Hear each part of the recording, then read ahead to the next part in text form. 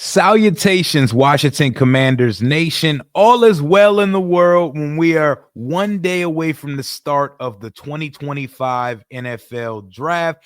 Washington's on the clock at 29, and TreVeyon Henderson is probably on the table as someone we're discussing for that pick.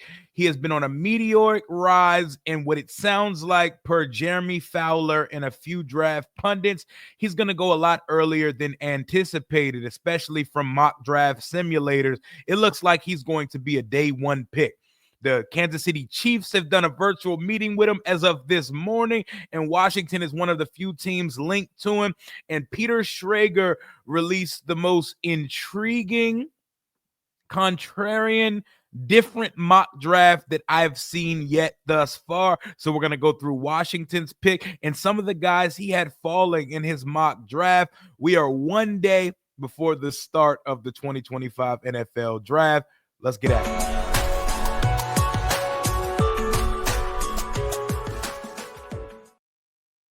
What it do, Washington Commanders Nation?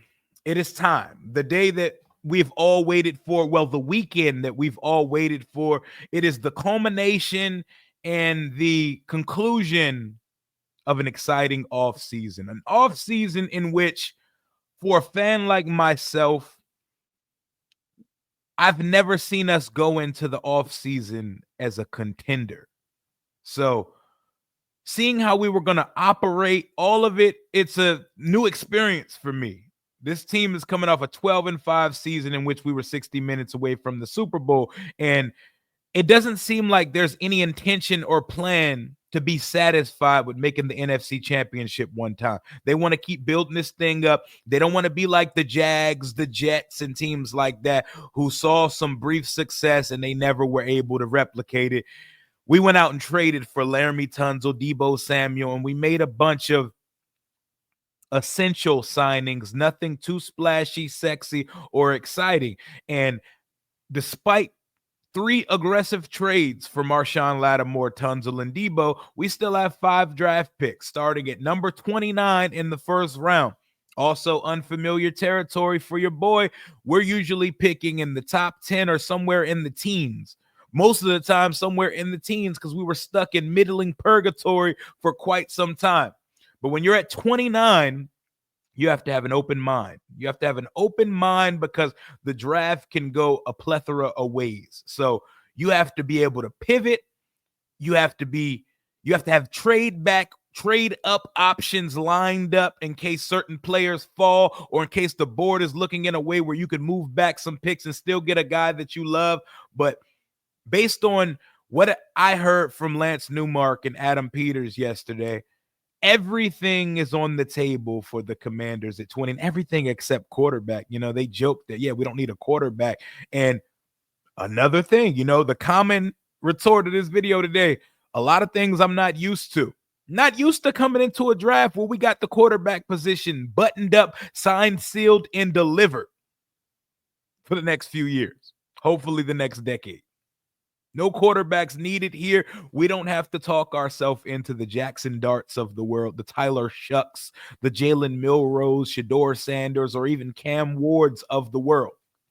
But Washington sits here at 29, and the latest draft buzz is that TreVeyon Henderson is ringing bells in the NFL. They love the guy, and he's projected to be a first-round pick. For people that use mock draft simulators as gospel, this video is not for you, because according to Jeremy Fowler of ESPN, NFL teams are enamored with TreVeyon Henderson. And how could they not be? Some people are going to say a 5'10", 202-pound third down back, that's what you're in love with. It's more than the size, Those were the same people who laughed at and scoffed at the Detroit Lions drafting Jahmyr Gibbs. And no, I'm not making the comparison of TreVeyon Henderson to Jahmyr Gibbs, but size-wise, there's a similar nature. you can make the case. Jahmyr Gibbs is about an inch smaller and a few pounds lighter. I don't even believe Jahmyr Gibbs weighed in at 200 pounds when he came out. He might have been in the 190s somewhere. Someone fact check me on that in the comments. But Jahmyr Gibbs ended up going top 15. TreVeyon is a dog. And he's been a dog since his freshman year when he came out the gates for Ohio State and ran for just under 1,300 yards and over 10 touchdowns in his freshman season. He's selfless.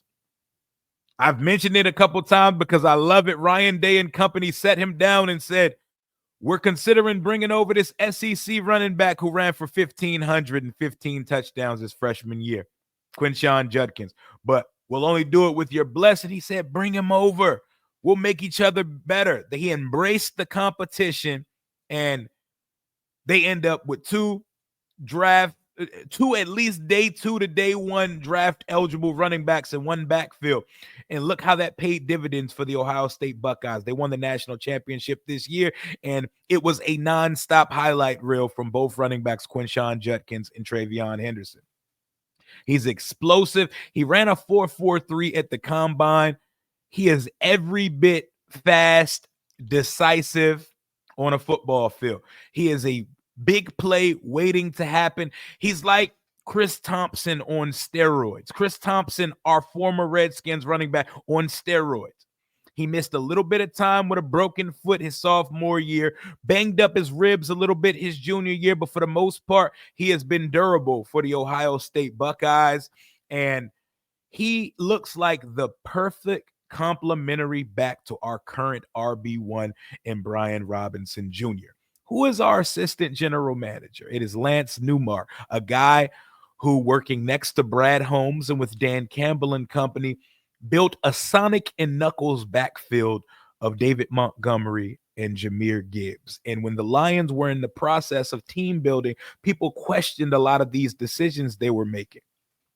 I'm not calling Brian Robinson Jr. David Montgomery, and I'm not calling TreVeyon Henderson Jahmyr Gibbs, but drafting TreVeyon Henderson would fill a big need in our running back room. Our running back room, as it currently stands, is unset. It's not enough. There's a lot of bruisers. There's a lot of strength, a lot of bowling balls in that room. We need some finesse. We need some speed. We need somebody that could turn a screen pass to a house call. We need somebody who has the versatility to run a sweep and run between the tackles. We need somebody when in a option play, in a triple option play with Jaden, with Deebo Samuel, we have to make the defense pick their poison. I would love this pick so much. This is a hyper athletic, perfect character, commander tag type player. You know what he is? He is a team captain. Adam Peters said it yesterday. It is not a prerequisite of our players or the commander tag to be a team captain, but team captain, 3-time Big Ten, all Big Ten, All-American type running back right here. Hopewell, Virginia, local boy, baller, speed, team captain, selfless, team first type guy. All for the betterment of winning a college championship when he was there for Ohio State. I don't think you could go wrong with picking TreVeyon Henderson at 29. Obviously, you got to see what the board looks like, but I think this guy's going in the first round, and it would not surprise me if it's to Washington. Like I said, Andy Reid and the Kansas City Chiefs had a virtual meeting with TreVeyon Henderson as of this morning, the night before the draft. So teams are prepared to pick this guy in the first round, and if not the first round, very early on night 2, which is Friday night, April 25th. And I'm excited to see what we do, man. I'm not a picky guy, man. I am a little bit. I could be a little particular. I could be a little peculiar at times, but if we can come out of this draft this weekend with an edge, a starting edge, and a starting running back, job well done. Job well done, goddammit. Let's move on to the season. And TreVeyon is on my short list of guys I would love to see. Is he the end-all, be-all at running back? I think picking at 29 there is no end all be all. I mean, it would be hard for me to resist picking a guy like Donovan Ezaraku if he's there, and that is still the dream for me at this point. But you're lying to yourself if you don't think running back's a need for this team. We managed to be 60 minutes away from the Super Bowl without any wrinkles or any explosion or dynamic player in the backfield last year. I'd rather not try that. You know what else I'd rather not do? I'd rather not have my franchise quarterback need to run for 900 yards or lead the team in rushing. I don't need that. I don't need that, guys. Jaden, I love that he can do it. I love that he's willing to and will do it. Do I want him to do it? No. I'm watching Jalen Hurts play with a 2,000-yard back. I'm watching Lamar play with a 2,000-yard back. Is TreVeyon Henderson that? No. But he's one of those dog-ass all-purpose backs that's going to kill you in the receiving game. He's going to kill you in the passing game. He is a not just willing blocker for his side. You see 5'10", 202. Don't get it twisted. He's hitting like Clinton Portis used to. If you watch Clinton Portis play for this football team, he used to get busy and he used to get paws on dudes and he used to lay Bamas out. He used to lay Bamas out. TreVeyon Henderson is pancake blocking motherfuckers when they rush. He's going to protect his quarterback. He's going to run the ball. He's going to make big plays. He's going to catch the ball. And he does not mind sharing a backfield with somebody. I love it. I think he's a prototypical fit. I think Cliff Kingsbury may do a fucking backflip like I Show Speed in the new War Room if we were to draft TreVeyon Henderson at 29. And you're never going to have to sell me on protection or weapons for Jaden Daniels, because while he is our quarterback, especially during this rookie contract where we need to maximize this window, we need to do all things. He deserves all things during that time. Bring the Virginia kid home. I'm all for it. Let me know your thoughts about TreVeyon Henderson in the chat. Every year leading up to the draft, about 24 to 36 hours before the draft, you start seeing different mock drafts. You start really seeing okay, this is what people are telling me. Let me get the information out for the people. Let me tell the people what I know type shit. And it's Daniel Jeremiah and Peter Schrager that usually have two of the more polarizing mock drafts. And Peter Schrager dropped his mock draft today. And we're going to get to who Washington picked, but let's work our way down the mock first, as long as they don't paywall me through this. As long as they don't paywall me through, all right, we're good to go. The mock draft is up. The mock draft is good. Let's talk about it. Cam Ward, Travis Hunter, Abdul Carter to start. Nothing too surprising there. And then we start getting interesting. We start getting interesting immediately. The New England Patriots take Will Campbell. Here, I think people are starting to push Armand Mimbu in consensus being the first tackle ahead of Will Campbell. Peter Schrager stays with Will Campbell at number 4 to the Patriots. I still don't know who they're throwing the ball to over on that side, but I'm sure they'll get a receiver at some point. Ashton Genty, the spitting image of Maurice Jones-Drew, going to the Jacksonville Jaguars. He says GM James Gladstone won't be timid in his debut draft. People view Ashton Genty as a top 3 player in this class, so it shouldn't surprise anybody if he goes earlier than expected.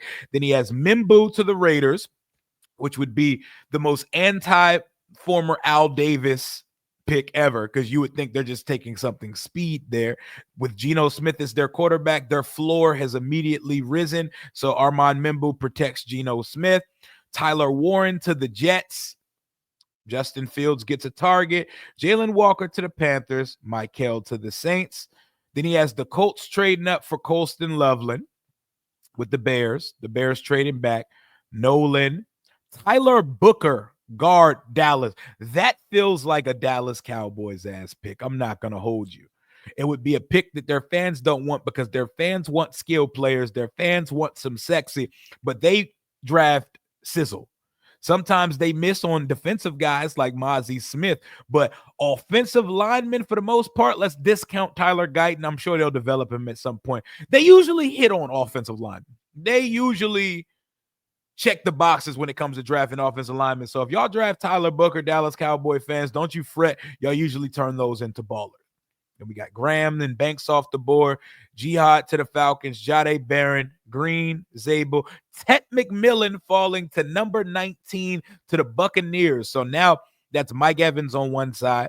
You get new Mike Evans and Ted McMillan, and they got back Chris Godwin. And Jalen McMillan's coming off a season. That's a choice, Peter Schrager. And now shit gets very interesting as we approach 9 picks before Washington's on the clock. Emeka Egbuka to the Denver Broncos. I thought they could have used a bell cow running back, but maybe they'll come back to him in the next round. Everybody sees a spitting image of Terry McLaurin in Emeka Egbuka, and nobody wants to miss the window on that. That gives Bo Nix another target there in Denver. I don't hate it. Shedeur Sanders to Pittsburgh. This is the home I want for Shedeur. I think this is the ecosystem. This is the stable franchise with weapons that he wants to be drafted to. They don't have a quarterback right now. They're still waiting on this melodrama bullshit held by Aaron Rodgers, but they don't have a quarterback at this point. I like the fit. Falling to 21 may be the greatest thing to ever happen to Shedeur. Los Angeles Chargers, Kenneth Grant, Golden to the Packers. The Packers don't draft wide receivers in the first round, Schrags. Omarion Hampton, my boy, to the Minnesota Vikings. Donovan Jackson to the Texans. And then he has the Giants moving up with the Rams to come get Jackson Dart.